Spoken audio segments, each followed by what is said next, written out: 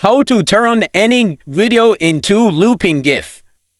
So for that, first of all, you need to go to Chrome. Now here you will search for on-screen GIF. After that, click on that first website. Here you will upload your video, but make sure the video duration need to be 5 seconds or less. So I will simply upload a clip. Here I will select 2-second clip. After that, you guys will wait for some time, like it can take 1 minute or 2 minutes. So we will wait.